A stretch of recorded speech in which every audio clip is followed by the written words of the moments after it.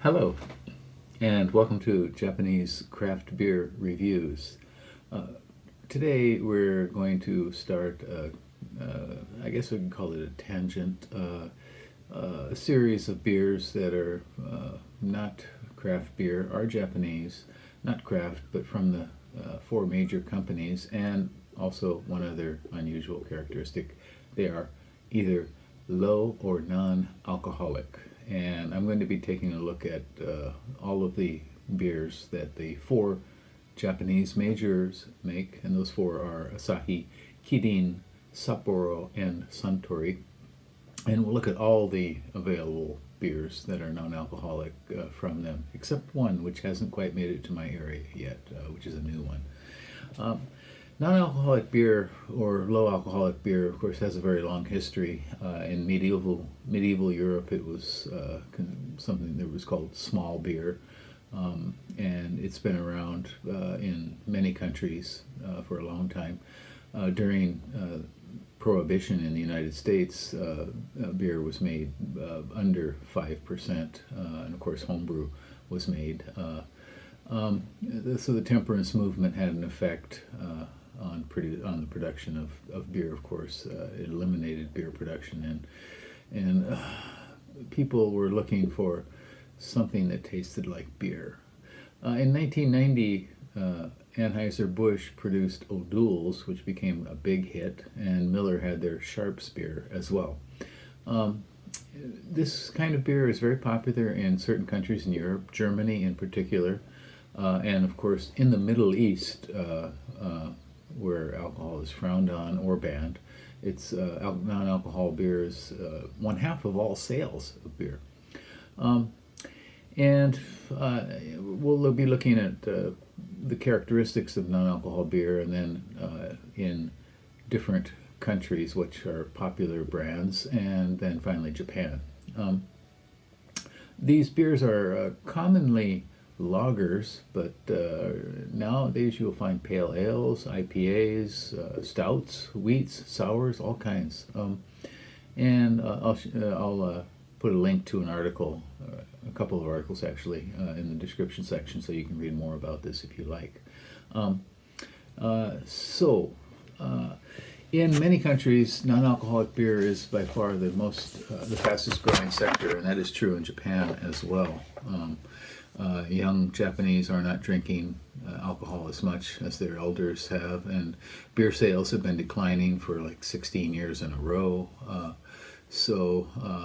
in fact, a bar opened in Tokyo called 0%, and it's apparently the first complete non-alcohol bar in the country. It's popular for its health benefits, of course, but unpopular among many people for a variety of reasons, and the most common is the taste defects. The processes that are used to make non-alcohol beer lead to a loss of aromatic esters, which are a prime feature of the aroma in beer, and also changes some other compounds as well. So basically, two ways of producing non-alcohol beer, and one of them is restricting fermentation, and the other is removing the ethanol alcohol from the beer. And restriction of fermentation can take a variety of forms. I won't go into all of them. Some of them are, for example, interrupting the fermentation, or cold fermentation to very low temperature fermentation to inhibit the production of alcohol. Special yeasts to try to produce a low alcohol beer. And ethanol removal, there are a number of ways to do it: vacuum evaporation, vacuum distillation, extracting through membranes, filtration, reverse osmosis, so many different types. And I read a few articles about this, and I didn't quite understand many of them. So in any case, breweries, there are a number of breweries that have produced beers these days, and you can find them listed many places, and you can find them in your market probably. Brewdog has produced Nanny State. Weihenstephaner, Hefeweizen, alcohol-free is another one. Rate Beer didn't allow them before, but now they do under low or no alcohol beer, and they have 3 categories: pale, dark, and wheat. And so a variety of very respected breweries are producing these. Weird Beard, Tiny Rebel, Schlenkerla, the smoke beer mavens in Germany, Mikkeller, and here in Japan recently, Kyoto Brewing, one of my favorites, Kyoto Brewing, produced a 1% Saison, and which is just maybe a little bit too high to be considered, but actually I think on Rate Beer it's up to 3% for low alcohol. So, and the beer is called Rebel Without a Cause. In Japanese it's Waka Genotari, which is translated as youthful indiscretion. So 1% Saison even. And some of the beers that we'll look at are made without fermentation. They're called beer taste inro, or beer taste beverage. And in general, the limit to be considered in this category is up to 0.5%. And we're going to look at a number of beers from these 4 Japanese breweries. In 2009, Kirin brought out their Kirin Free, which is a big hit. And then Asahi brought out their Dry Zero. Asahi Super Dry was the most popular beer in Japan. It still may be, I'm not sure, Super Dry. And they brought out Dry Zero, and that became #1 in sales for all non-alcohol beers, and I think it is currently. Asahi has 3 that we'll look at.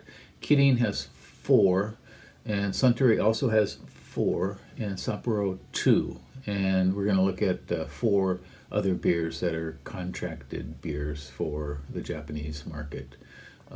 And when there's one more by Asahi, which is called Beery, Beery, and it's been released in certain areas of Japan, but not where I live. So we'll look at that a little bit later. Okay, so so we're going to start with Asahi, 3 alcohol-free beers from Asahi, and then we'll move on to Kirin, and then Sapporo and Suntory. Okay, and let's see what we get. Okay, I can't say I'm really looking forward to this, but we'll give it a go. Okay. All right, here's the first beer we're going to look at, and it's Asahi Dry Zero, 0%, 0 calories, 0 carbs, 0 purines, has some artificial sweetener, and apparently it's #1 in sales, and it's called a BTS, or Beer Taste Soft Drink, apparently. Rate Beer, only 1 rating, and Untapped has 1,057 ratings at 2.01. And this beer was apparently stored at freezing temperatures before filtration, just around 0 to -2 centigrade for a while before filtration to remove some alcohol. So it includes so many different ingredients: dextrin, which is generally a malt that's used to add body, and soybeans, hops, carbonic acid, fragrance stabilizer, which apparently comes from some soy product, caramel color, and acidulant, and sweetener. So multi beer ingredient beer, and we'll try this out now. This might be short and sweet. We'll see. Okay, it is rather typical beery color, medium gold straw. Kind of unusual. Oh, I can smell it already. Kind of unusual, lively carbonation, jumping up and sticking to the sides and floating up. These are like poppy seed bubbles. I can smell it already. Oh my, okay. All right, it has what smell to me like Zatz hops, or perhaps some German noble variety, other variety, we'll see. Rather stinky. Boy, the smell came right off here.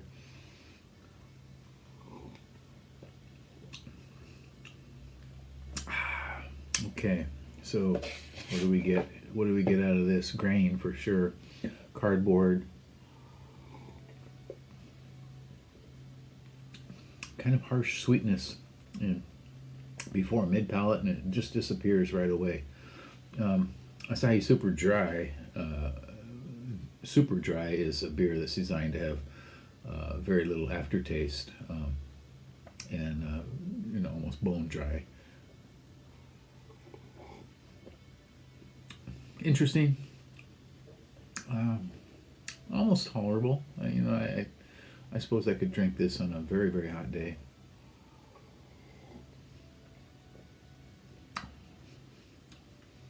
It just does not satisfy though. It does have some body, certainly from that dextrin malt, but where it arrives at is kind of a starchy bitterness that really does not please the palate. So I'm going to let this one go, and we'll look at a couple of others next. That's it for today. Take care.